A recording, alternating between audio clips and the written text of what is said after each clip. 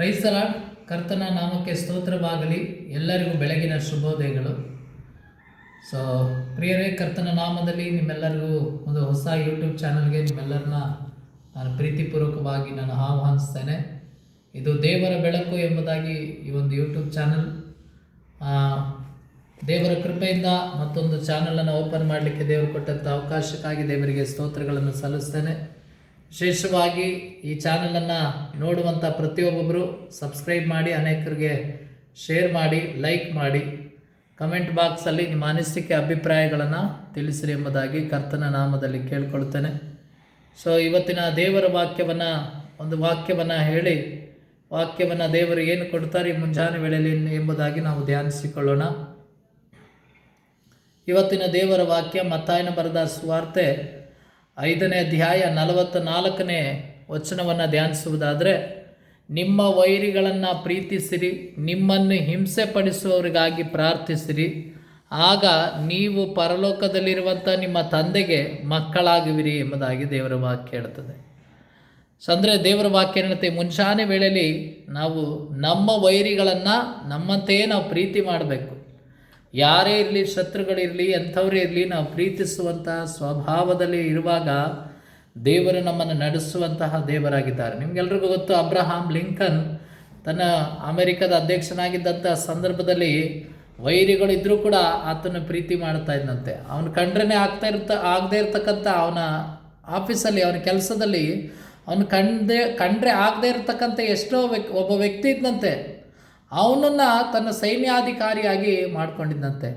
ಹಾಗೆ ಅನೇಕರು ಕೇಳಿದ್ರಂತೆ, ಯಾಕೆ ನಿಮ್ಮನ್ನು ತುಂಬ ದ್ವೇಷಿಸ್ತಾರೆ ಇವರು, ಆದರೆ ನೀವ್ಯಾಕೆ ಸೈನ್ಯಾಧಿಕಾರಿಯಾಗಿ ಮಾಡ್ಕೊಂಡಿದ್ದೀರಿ ಅಂತ ಕೇಳೋದಕ್ಕೆ, ನಾವು ವೈರಿಗಳನ್ನು ಪ್ರೀತಿ ಮಾಡಬೇಕು ಎಂಬುದಾಗಿ ಆತನ ಇದ್ರ ಮೂಲಕ ತೋರಿಸ್ಕೊಟ್ಟಂತೆ. ಅಂದರೆ ನಾವು ಇವತ್ತು ದೇವರ ಮಕ್ಕಳಾಗಿರ್ತಕ್ಕಂಥ ನಮ್ಮ ಗುಣ ಏನಂದರೆ, ನಮ್ಮ ವೈರಿಗಳನ್ನು ನಾವು ಪ್ರೀತಿ ಮಾಡಬೇಕು. ನಮ್ಮನ್ನು ಹಿಂಸೆ ಪಡಿಸುವವ್ರಿಗಾಗಿ ನಾವು ಪ್ರಾರ್ಥಿಸಬೇಕು.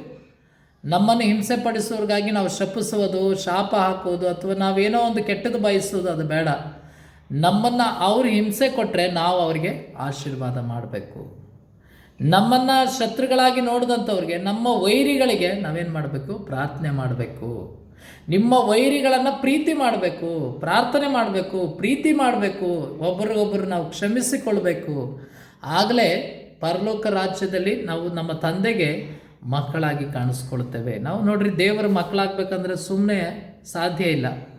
ಈ ಎಲ್ಲ ಗುಣಗಳನ್ನು ಮಾಡಿದ್ರೇ ನಾವು ದೇವರ ಮಕ್ಕಳಾಗಿ ಜೀವಿಸಲಿಕ್ಕೆ ಸಾಧ್ಯ. ಇವತ್ತು ನಾವು ಕ್ರೈಸ್ತರು ಅಂತ ಹೆಸರು ಹೇಳ್ಕೊಂಡ್ರೆ ಸಾಲದು, ಎಲ್ಲ ವೈರಿಗಳನ್ನು ನಾವು ಪ್ರೀತಿ ಮಾಡಬೇಕು. ಇದೇ ನಾವು ಕ್ರೈಸ್ತರ ಗುಣ. ಅಂದರೆ ಕ್ರಿಸ್ತನ ಮಾದರಿಯನ್ನು ಅನುಸರಿಸಿ ನಡೆಯೋರೇ ಕ್ರೈಸ್ತರು. ಅಂದರೆ ನಾವು ಕ್ರಿಸ್ತನ ಮಾದರಿಯನ್ನು ಅನುಸರಿಸಿ ನಡೆಯುವಾಗ ದೇವರು ನಮ್ಮ ಜೊತೆ ಇದ್ದು ನಮ್ಮನ್ನು ನಡೆಸ್ತಾರೆ. ನಾವು ನಿಜವಾದ ಕ್ರೈಸ್ತರಾಗಿ ಜೀವಿಸಲಿಕ್ಕೆ ಸಾಧ್ಯ.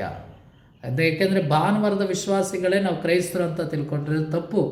ಕ್ರಿಸ್ತನ್ ಏನು ಮಾಡಿದ್ದಾರೆ ಅದರಂತೆ ನಾವು ನಡೆದಾಗಲೇ ನಾವು ನಿಜವಾದ ಕ್ರೈಸ್ತರಾಗಿ ಜೀವಿಸಲಿಕ್ಕೆ ಸಾಧ್ಯವಾಗ್ತದೆ. ದೇವರು ತಾನೇ ಈ ವಾಕ್ಯಗಳನ್ನು ಆಶೀರ್ವದಿಸಲಿ. ಪ್ರಾರ್ಥಿಸೋಣ. ನಮ್ಮನ್ನು ಬಹಳವಾಗಿ ಪ್ರೀತಿ ಮಾಡುವಂತಹ ಪರಲೋಕದ ತಂದೆ, ಯೇಸು ಕ್ರಿಸ್ತನ ನಾಮದಲ್ಲಿ ದೇವರೇ, ವಿಶೇಷವಾಗಿ ಅಪ್ಪ, ಈ ಒಂದು ಮೊದಲನೇ ಬಾರಿ ಯೂಟ್ಯೂಬ್ ಚಾನಲ್ಗೆ ನಾವೊಂದು ವಿಡಿಯೋನ ಹಾಕ್ತಾಯಿದ್ದೀವಿ. ಅನೇಕ ಜನ ಸಬ್ಸ್ಕ್ರೈಬ್ ಆಗಲಿಕ್ಕೆ ನೀನು ಕೃಪೆ ಮಾಡು. ಅನೇಕ ಜನರು ಕರ್ತನಲ್ಲಿ ಬಂದು ಕರ್ತನ ಅನೇಕ ವಾಕ್ಯಗಳನ್ನು ಕೇಳಿ ನಿನ್ನ ರಾಜ್ಯವನ್ನು ಕರ್ತನ ಅಪ್ಪ ನಿನ್ನನ್ನು ಮಹಿಮೆ ಪಡಿಸುವಾಗಿ ನೀನು ಸಹಾಯ ಮಾಡಪ್ಪ. ಯಾರ್ಯಾರೆಲ್ಲ ಯೂಟ್ಯೂಬ್ ಚಾನಲ್ ನೋಡ್ತಾರೆ ಅವರೆಲ್ಲರ ಕುಟುಂಬಗಳನ್ನು ಆಶೀರ್ವದಿಸು, ನಡೆಸು, ಬಲ ಕೊಟ್ಟು ಕಾಪಾಡು. ಪ್ರಾರ್ಥನೆ ಕೇಳಿದಕ್ಕಾಗಿ ಸ್ತೋತ್ರ ಸ್ವಾಮಿ. ಯೇಸುವಿನ ನಾಮದಲ್ಲಿ ಪ್ರಾರ್ಥನೆ ಮಾಡಿ ಬೇಡ್ತೇವೆ ಪರಲೋಕದ ತಂದೆ. ಆಮೇನ್. ಎಲ್ಲರಿಗೂ praise the Lord. God bless you.